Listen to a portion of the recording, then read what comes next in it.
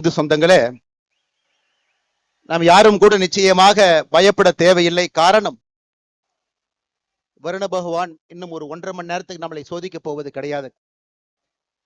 இது மலை துளிகள் என்று சொல்வதை விட இது கண்ணீர் துளிகள்.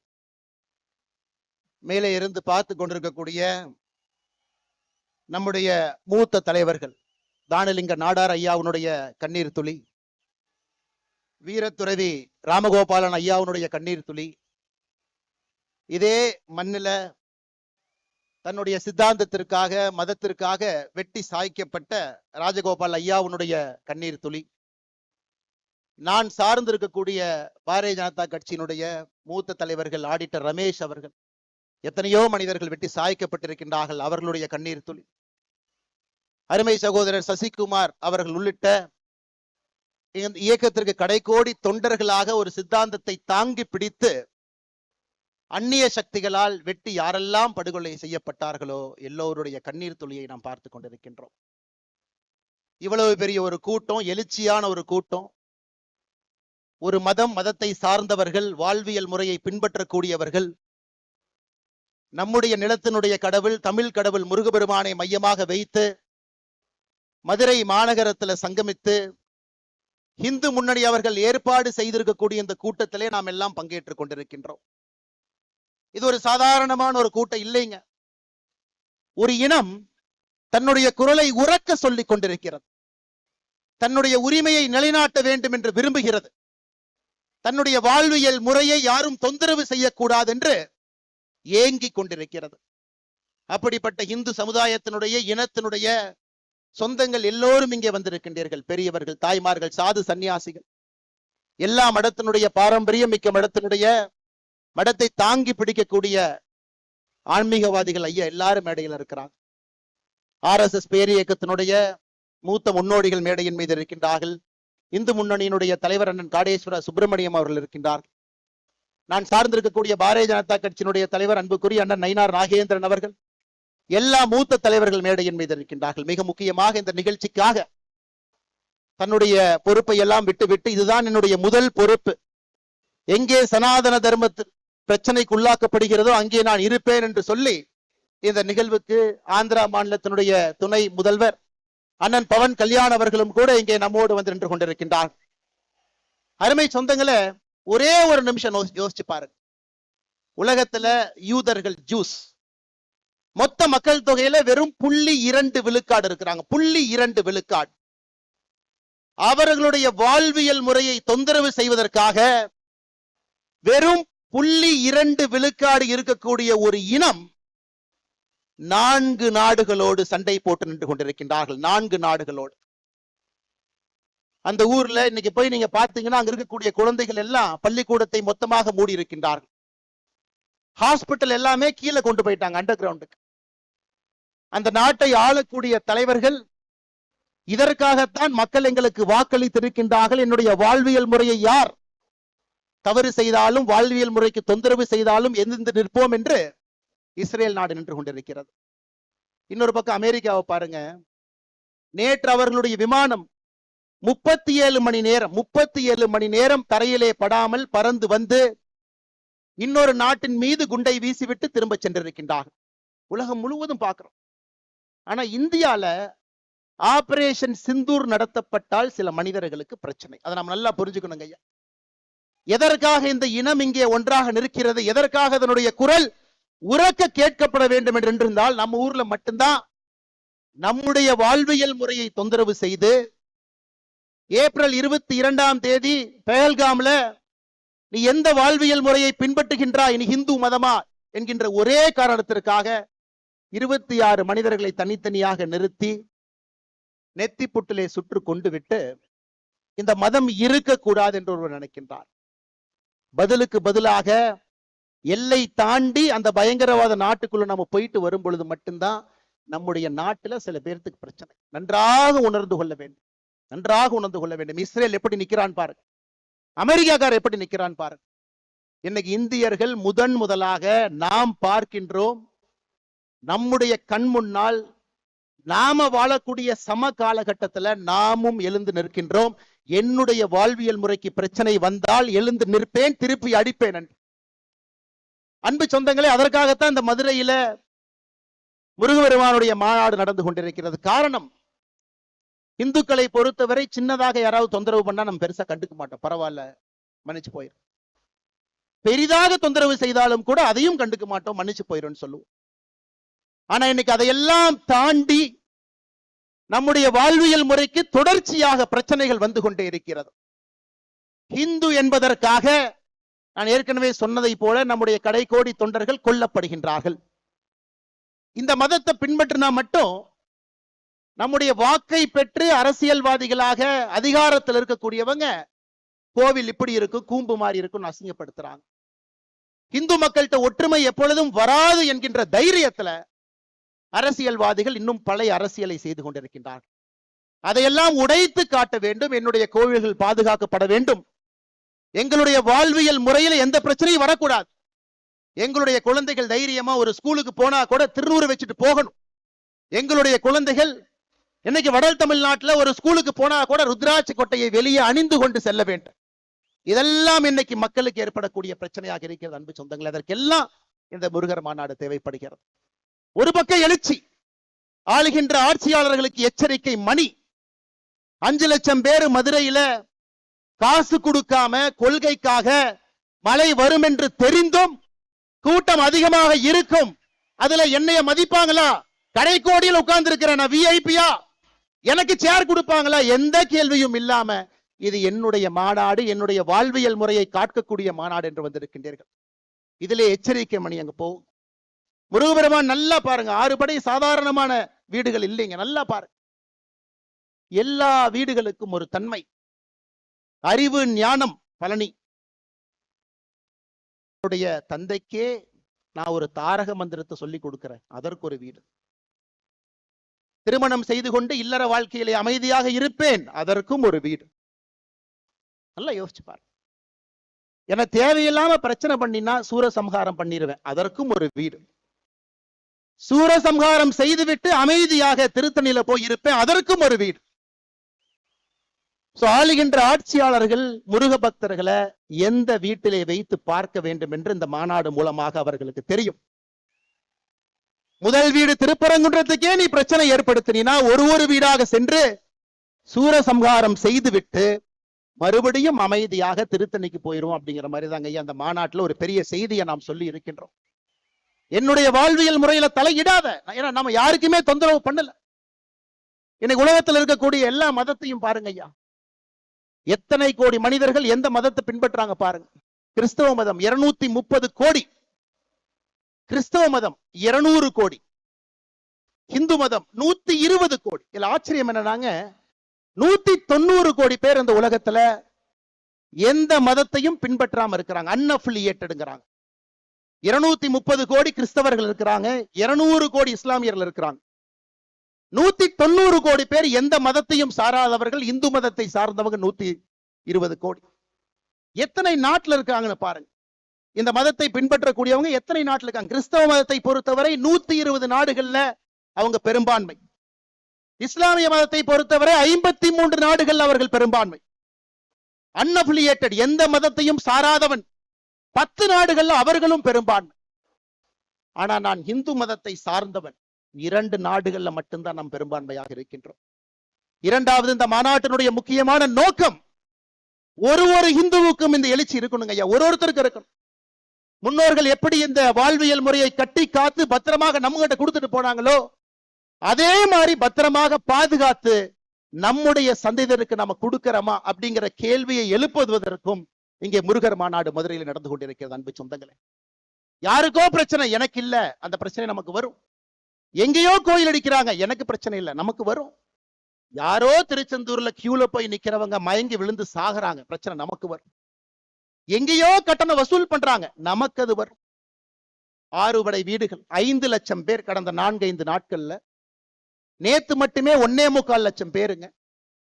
6 படையில் இருக்கக்கூடிய முருகபெருமானையும் இங்க வந்து அமைதியாக இந்து முன்னணியினுடைய வாலண்டியர்ஸ் மட்டுமே நின்று, ஒரு காவல்துறை அதிகாரி இல்லைங்க, அமைதியாக தரிசிச்சுட்டு போறாங்க. ஆனா 6 படையில் இருக்கக்கூடிய ஏதாவது ஒரு கோயிலுக்கு 50 ரூபாய், 100 ரூபாய், 500 ரூபாய் கொடுக்காம நீங்க சாமி இந்த மாதிரி பார்க்க முடியுமா? கேட்டு பாருங்க. இது நம்முடைய வாழ்வியல் முறையில் இருக்கக்கூடிய பிரச்சனையை நாம் தட்டி கேட்கின்றோம். எதற்கு தமிழகத்தில் 2 சட்டங்கள் இருக்கிறது? இந்துவுக்கு ஒரு சட்டம், இந்து மதத்தை சாராதவர்களுக்கு இன்னொரு சட்டம். எதற்கு என்பதை கேட்பதற்காக மதுரை மண்ணில் நின்று கொண்டிருக்கின்றோம். அன்பு சொந்தங்களே, ஏதோ இந்த மாநாடு எலெக்ஷனுக்காக. இந்து மொழியினுடைய பெரியவர்கள், அவர்களுக்கும் அரசியலுக்கும் சம்பந்தம் இல்லை. எனக்கு தெரியும் 2026 தேர்தலுக்கு இது சம்பந்தம் இல்லை என்றாலும் கூட மக்களுக்கு நிதி வேண்டாம், சாமி வேண்டும் என்பதை முடிவு செய்து விட்டார்கள். மக்கள் முடிவு பண்ணிட்டாங்க, யாரு சாமி யாரு நிதி நீங்க முடிவு பண்ணி. அதனால இது அரசியலுக்காக கிடையாது. இது ஒரு மிக முக்கியமாக நாம் இந்த கூட்டத்தில் ஒன்றாக சேர்ந்திருப்பது நம்முடைய வாழ்வியல் முறையை மீட்டெடுப்பதற்காக, கேள்வி எழுப்புவதற்காக. இந்த ஒரு தீர்மானமுமே நம்முடைய வாழ்வியல் முறையை தட்டி எடுப்பதற்காக. அதனால்தான் அருமை சொந்தங்களே, நாம் இன்றிலிருந்து கேள்வி கேட்க ஆரம்பிக்க வேண்டும். ஒரு பிரச்சனை என்றால் தட்டி கேட்கணுங்க ஐயா. நம்ம கண்டிப்பா பேசுறோம். தமிழகத்திலே 44,000 ஆலயங்கள், 44,000 44,000 தமிழ்நாடு அறநிலைத்துறை கீழ் இருக்கு. எப்ப வந்துச்சு பாருங்க ஐயா, 1925 போர்டா வந்துச்சு, என்டோமென்ட் போர்டாக. 1951 சட்டமாக வந்துச்சு. 5,25,000 ஏக்கர் இருக்கக்கூடிய ஒரு அரசு இயந்திரம். 44,000 கோவில்கள் நிர்வாகம் செய்யப்படுகின்றது. 1000 ஆண்டுகளுக்கு மேல பழமையான கோவில்கள் மட்டும் 344 கோவில்கள் அறநிலைத்துறையினுடைய கட்டுப்பாட்டில் இருக்கு. எங்கேயாச்சும் ஒரு இடத்துல ஒழுக்கமாக அறநிலைத்துறையினுடைய செயல்பாடு இருக்கான்னு நீங்க கேட்டுப்பாரு. பணம் இருப்பவனுக்கு ஒரு மாதிரி, பணம் இல்லாதவருக்கு ஒரு மாதிரி. கேள்வி கேட்டுப்பாரு. அதையெல்லாம் மாற்ற வேண்டும். ஒரு புதுவிதமாக ஆன்மீகத்தை முன்வைத்து நடக்கக்கூடிய ஒரு ஆட்சி மட்டுமல்ல, ஆன்மீகத்தை முன்வைத்து இந்த சமுதாயம் தன்னை வழிநடத்தி கொள்ள வேண்டும் என்பதற்காக இந்த முருகர் மாநாடு நடந்து கொண்டிருக்கிறது. அன்பு சொந்தங்களே, அதனால இங்க வந்திருக்கக்கூடிய எல்லோருமே முருக பக்தர்களாக வந்திருக்கிறீங்க. ஆனா போகும் பொழுது வீர பாகுவாகவும் நாங்க போறோம் அப்படிங்கறத நம்ம மறந்துடக்கூடாதுங்க. இந்த மதுரை மண்ணிலிருந்து திரும்பி செல்லும் பொழுது நமக்கு அந்த உணர்வு வேண்டும். 230 கோடி கிறிஸ்தவர்கள் என்று சொன்னேன். கடந்த 10 ஆண்டுகள்ல கிறிஸ்தவ மக்கள் தொகை உலக அளவுல 12 கோடி உயர்ந்திருக்கிறது. 200 கோடி இஸ்லாமியர்கள் என்று சொன்னேன். கடந்த 10 ஆண்டுகள்ல இஸ்லாமியர்களுடைய மக்கள் தொகை 35 கோடி உயர்ந்திருக்கிறது. 2050 முடியும் பொழுது, 55 முடியும் பொழுது இந்த உலகம் இஸ்லாமியர்கள் பெரும்பான்மையாக இருக்கக்கூடிய உலகமாக, இன்னைக்கு இருக்கக்கூடிய இதே நேர்கோட்டு பாதையில போனா இஸ்லாமியர்கள் பெரும்பான்மையாக இருக்கக்கூடிய உலகமாக 2055 மாற இருக்கிறது. இன்னைக்கே கிறிஸ்தவர்ல பாருங்க, ஐரோப்பாவில் இருக்கக்கூடிய மொத்த கிறிஸ்தவர்களை விட வட ஆப்பிரிக்காவில் இருக்கக்கூடிய கிறிஸ்தவர்கள் அதிகம். More number of Christians are in northern part of Africa than in the whole of Europe. அதையெல்லாம் நாம் புரிந்து கொள்ள வேண்டும். நம்முடைய கலாச்சார சின்னங்கள் எங்கேயும் யாரும் அழிக்க கூடாது. ஒருவர் கூட மதம் மாறக்கூடாது. மதம் மாறினவங்களை திரும்பி கொண்டு வர வேண்டும். 120 கோடி இருக்கக்கூடிய உலகத்துல இன்னைக்கு 4வது பெரும்பான்மை சமுதாயமாக இருக்கின்ற நம்முடைய சமுதாயம் தொடர்ந்து இதே போல இருக்கணும். காரணம், இன்னைக்கு தமிழகத்தினுடைய அரசியல் களத்துல பாத்தீங்கன்னா தமிழ் வேறு, ஆன்மீகம் வேறு, இலக்கியங்கள் வேறு என்று பிரித்திருக்கின்றார்கள். ஆனா நம்ம ஊர்ல அப்படி பிரிக்க முடியாது. எந்த மொழிக்கும் இல்லாத ஒரு பெருமை நமக்கு மட்டும்தான் இருக்கு. தமிழும் ஆன்மீகமும் இலக்கியமும் ஒன்றாக இருக்கக்கூடிய ஒரே கலவையாக இந்த வாழ்வியல் முறை இருக்கு. இன்னைக்கு கந்தர் சஷ்டி கவசம் நம்ம பாடுறோங்க ஐயா, 20 நிமிஷம் நம்ம பாட போறோம். இது முருகனுக்காக பாடக்கூடிய ஒரு பாட்டா? கேள்வி நம்பர் 1. இல்ல இது ஒரு மந்திர நூலா? இந்த நூலுக்குள்ள ஒரு மந்திரம் இருக்கு, சில பேர் அதையும் சொல்றாங்க. அதையெல்லாம் தாண்டி கந்த சஷ்டி கவசத்தை மட்டும் பாடினீங்கன்னா போதும், இருக்கக்கூடிய எல்லா பிரச்சனைகளும் காணாம போயிடும். இது 3 விதமாக இலக்கியமாக பார்க்கின்றார்கள், பக்தியாக பார்க்கிறாங்க, ஆன்மீகமா பார்க்கிறாங்க. கந்த சஷ்டி கவசம், கந்தங்கிறது என்னங்க ஐயா? நம்முடைய தொப்புள் கொடி எங்க இருக்கோ அங்கே இருந்து 2 இன்ச் கீழே வந்தீங்கன்னா நாபி கமலம் இருக்குங்க. உடம்பிலே சில இடத்துல மட்டும்தான் நம்முடைய நர்வஸ் சிஸ்டம் அங்க மட்டும்தான் போய் எண்ட் ஆகுதுங்க ஐயா, பாதங்கள்ல கைகள்ல. அதே போல தொப்புளுக்கு கீழே 2 இன்ச்ல அது போய் நிக்குது.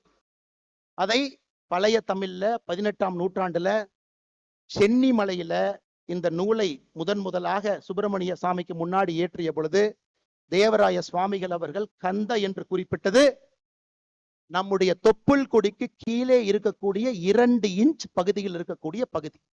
சஷ்டி, இன்னைக்கு சஷ்டி ஒரு நாளாக கொண்டாடுகின்றோம். ஆனா பழைய தமிழ்ல சஷ்டி என்றால் அது சட்டி. எப்படி அந்த தொப்புள் கொடிக்கு 2 இன்ச்சுக்கு கீழே உள்ள பாத்தீங்கன்னா அந்த பகுதி சட்டி போல இருக்கும்.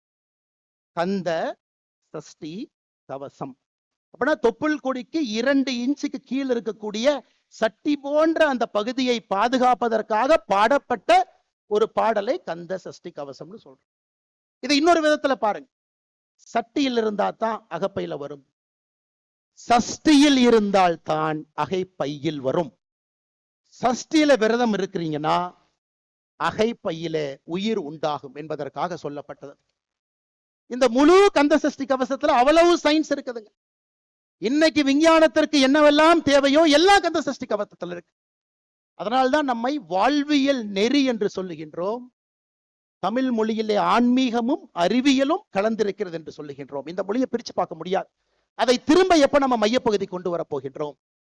ஒரு கந்த சஷ்டி கவசத்திலிருந்து ஆரம்பிச்சு ஒரு விஷயம் நாம் பேசலாங்க ஐயா, ஒரு விஷயம். அன்பு சொந்தங்களே, இன்று நாம் பாடக்கூடிய கந்த சஷ்டி கவசத்தை முழுமையாக நாம் பாடுவோம். சஷ்டி ஒரு நாள்லையும் முருகன் கோவில்ல வரும்பொழுதெல்லாம் கந்த சஷ்டி கவசத்தை பாடுவோம். அதையெல்லாம் தாண்டி இங்க இருக்கக்கூடிய மனிதர்களுக்கு பெரிய வேலை இருக்குதுங்க. வட இந்தியாவுக்கு போனீங்கன்னா மகா புராணங்கள் என்று சொல்லுவார்கள். 18 மகா புராணங்கள் இருக்கு. ஏன்னா தமிழ்நாட்டில் அரசியல்வாதிகள் அப்படியே பிரிச்சுட்டு போயிடுவாங்க. முருகன் வந்து தமிழ் கடவுள் மட்டும்தான், முருகன் வந்து வட இந்தியால யாருக்குமே முருகனை தெரியாது. வட இந்தியாவில் இருக்கக்கூடிய மகா புராணத்தை எடுத்துக்கிட்டீங்கன்னா 18 மகா புராணமும் சேர்ந்து 95,000 ஸ்லோகன் இருக்கு. ஆனா ஒரே ஒரு ஸ்கந்த புராணத்துல மட்டும் 1,00,000 ஸ்லோகன் இருக்கு. ஸ்கந்த புராணம் எப்ப வந்துச்சு? அதை கண்டுபிடிச்சது ஆங்கிலேயன்.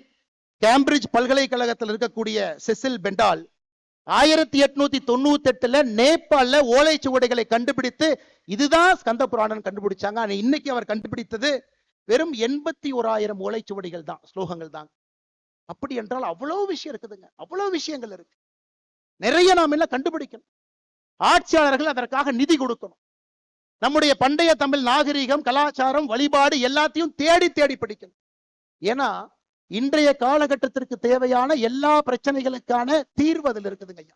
ஒரே ஒரு உதாரணம் இன்னைக்கு நாம சொல்றோங்க ஐயா. இன்னைக்கு நாம சொல்றோம் திருப்புகழே பாத்தீங்கன்னா அதிர்ஷ்டவசமாகத்தாங்க ஐயா அச்சுக்கு வந்துச்சு. 2 உதாரணத்தை மட்டும்தான் நான் கொடுக்குறேங்க.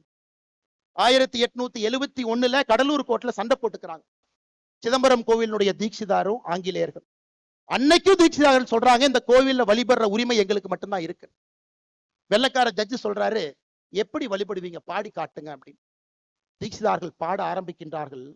அந்த கோவில்ல டைப்பிஸ்ட் தட்டச்சிரா சுப்பிரமணிய பிள்ளைன்னு ஒருத்தர் இருக்கார். அருமையா இருக்கே இந்த பாட்டு. தீட்சிதார் தனியா கூப்பிட்டு, ஐயா ஒரு பாட்டு பாடுறீங்க, என்னங்க ஐயான்னு கேட்கிறாங்க. ஐயா இதுதாங்க ஐயா திருப்புகழ் அப்படிங்கிறாங்க. 5 ஆண்டுகளாக 5 நூற்றாண்டுகளாக 13ஆம் நூற்றாண்டிலிருந்து வார்த்தையாக இல்லாமல் வெறும் வாயிலே பாடிக்கொண்டிருக்கிறார். அதை கேள்விப்பட்டோடனே சுப்பிரமணிய பிள்ளை அங்கேயே தன்னுடைய வேலையை விட்டுவிட்டு அவர் உட்கார்ந்து திருப்புகழை அச்சில ஏத்துறாங்க. இந்த மாதிரி பல விஷயங்கள் இதெல்லாம் ஒளிஞ்சு கிடக்குதுங்க ஐயா, அவ்வளவு இடத்துல இருக்கு. 5400 ஆண்டுகள் பழமையான தமிழினம் என்று சொல்லுகின்றோம். ஆனால் 5400 ஆண்டுகளாக எப்படி வாழ்ந்தார்களோ அதுபோல் வாழ்வதற்கு அரசியல்வாதிகள் நம்மை விடுவார்களா என்கின்ற கேள்வியும் நாம கேட்போம். அதுதான் அருமை சொந்தங்களே, இது போன்ற மாநாடுகள் இன்னும் நடந்து கொண்டே இருக்கும். ஒரு பிரச்சனை வரும் பொழுதெல்லாம் நாம் ஒன்று சேருவோம். அதைவிட முக்கியம் எதற்காக ஒன்று சேருகின்றோம் என்பது முக்கியம். நம்முடைய இனத்தினுடைய அடையாளத்தை தைரியமாக தீர்க்கமாக வெட்ட வெளியில அதை நாம் வெளிப்படுத்த வேண்டிய கட்டாயம் இருக்கு. யாருக்கும் நாம் எதிரி கிடையாது.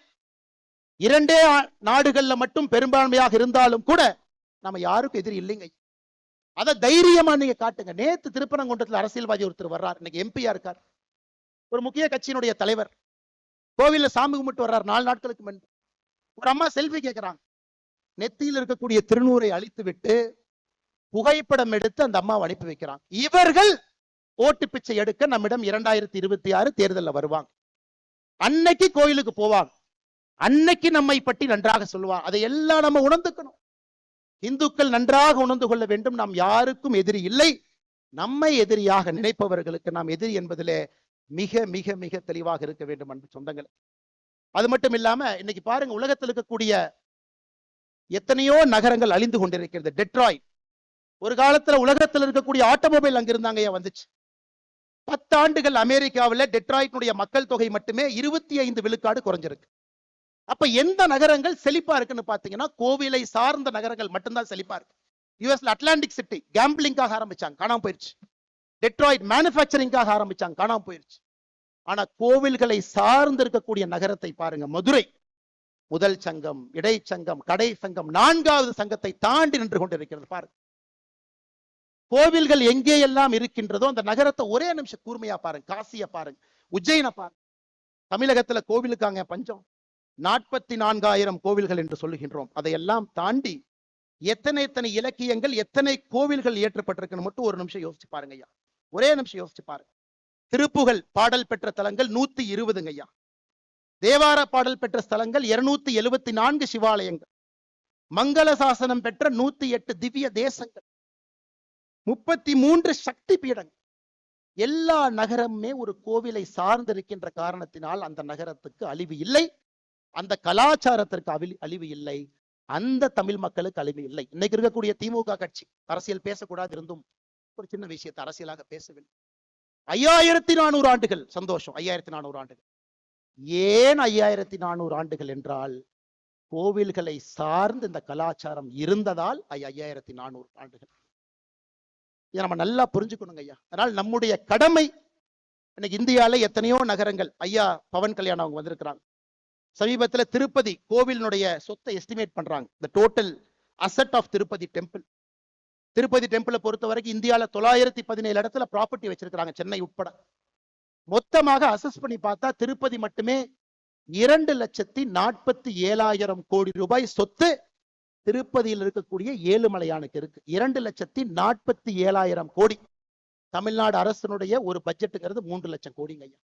அதனால் ஆன்மீகம் சார்ந்த அரசியல், ஆன்மீகம் சார்ந்த வாழ்வியல் நெறி, ஆன்மீகம் சார்ந்த பொருளாதாரம் வரும் பொழுது மட்டும்தான் முருகன் நிம்மதியாக இருப்பார். முருகன் நிம்மதியாக இருக்கும் பொழுது நாம் நிம்மதியாக இருப்போம். நாம் நிம்மதியாக இருக்கும் பொழுது நம்முடைய கலாச்சாரம் நிம்மதியாக இருக்கும். அன்பு சொந்தங்களே, இதையெல்லாம் நீங்க கொஞ்சம் கவனத்தில் எடுத்துக்கங்க. இவ்வளவு தூரம் வந்திருக்கிறீங்க. போகும் பொழுது வரும் பொழுது எதுவும் நமக்கு நடக்காது. காரணம், எப்பொழுதும் முருகபெருமான் நம்ம கிட்ட இருந்து பார்த்துக்கிட்டே இருக்கிறான். எனக்கு முன்பு சிரவை ஆதீனம் சாமி பேசும் பொழுது ஒரு அற்புதமான கந்தர் அலங்காரத்தை சொல்லிட்டு இதை மட்டும் சொல்லுங்க போதும் என்றார். ஐயாவுடைய அனுமதியோடு மறுபடியும் உங்கள் முன்னாடி நான் சொல்றேன். நாள் என் செய்யும். இன்னைக்கு நாள் சரியில்லை, செவ்வாய்க்கிழமை பண்ணாதீங்க, புதன்கிழமை பண்ணாதீங்க. நாள் என் செய்யும், வினைதான் என் செய்யும். வினை என்னதான் பண்ணிரும். என்னை நாடி வந்த கோள் என் செய்யும். சனி பகவான் வந்துட்டாரு, சுக்கர பகவான் வந்துட்டாரு, சூரிய பகவான் வந்துட்டார். கொடும் கூற்று என் செய்யும். நாள் என் செய்யும், வினைதான் என் செய்யும், என்னை நாடி வந்த கோள் என் செய்யும், கொடும் கூற்று என் செய்யும். குமரேசர் இரு தாளும் சிலம்பும் சதங்கையும் தண்டையும் சண்முகமும் தோளும் கடம்பும் எனக்கு முன்பே வந்து தோன்றின. இது நம்முடைய கந்தர் அலங்காரத்துக்கு அருணகிரிநாதர் சுவாமிகள் சொன்னது. எப்பொழுதுமே ஆண்டவன் நம்மோடு இருக்கின்றான், நம்மை பாதுகாத்துக் கொண்டிருக்கின்றார். எப்பொழுதும் நம்முடைய வாழ்வு சிறப்பாக இருக்கும். அதனாலதான் பாருங்க, மழை வந்த மழை கூட நின்று இருக்கிறது. ஏன்னா பவன் கல்யாணம் அவங்க பேசி கந்தர் சஷ்டி கவசம் முழுவதுமாக முடிந்து அதன் பிறகு தீபாராத்தனை சாமிக்கு காட்டி நமக்கு காட்டும் வரை மழை வரப்போவது கிடையாது. கண்ணீர் துளிகள் மட்டும் வந்து கொண்டிருக்கும். இப்படிப்பட்ட சிறப்பாய்ந்த ஒரு மாநாடு நடத்தியதற்கு, இந்துக்களை எல்லாம் ஒருங்கிணைத்து காட்டியதற்கு, எத்தனையோ மனிதர்கள் பெயர் தெரியாம இந்த இயக்கத்துல டிராபிக்கை ரெகுலேட் பண்ணிட்டு இருக்கிறாங்க. முன்னாடி இல்லாம ரோட்ல அவ்வளவு பேர் நிற்கிறாங்க. அத்தனை இந்த பேர் இயக்கத்தினுடைய தொண்டர்கள் நின்று கொண்டிருக்கின்றார்கள். பாரதிய ஜனதா கட்சியினுடைய தொண்டர்கள் வந்திருக்கின்றீர்கள். அனைத்து இந்திய அண்ணா திராவிட முன்னேற்ற கழகம் சார்பாக 4 முன்னாள் அமைச்சர்கள் தொண்டர்கள் வந்திருக்கின்றார்கள். சாதாரண பொதுமக்கள் வந்திருக்கின்றார்கள். முருக பக்தர்கள் வந்திருக்கின்றார்கள். அழைப்புதல் வாங்கிய கட்சி தலைவர்கள் எல்லோரும் தங்களுடைய தொண்டர்களை, தலைவர்களை அனுப்பியிருக்கின்றார்கள். அப்படிப்பட்ட சிறப்பு வாய்ந்த மாநாடாக நம்முடைய அக்கா கனிமொழி அவர்கள் சொன்னது போல இன்னி தமிழ்நாட்டுல மதுரை முருகர் மாநாட்டுக்கு முன்பு, மதுரை முருகர் மாநாட்டுக்கு பின்பு என்றுதான் அரசியல் சரித்திரம் இருக்கும். அதை நடத்தி காட்டியதற்காக என்னுடைய மனமார்ந்த வாழ்த்துக்களையும் நன்றிகளையும் தெரிவித்துக் கொள்கின்றேன். நன்றி, வணக்கம். பாரத் மாதா கி ஜெய்.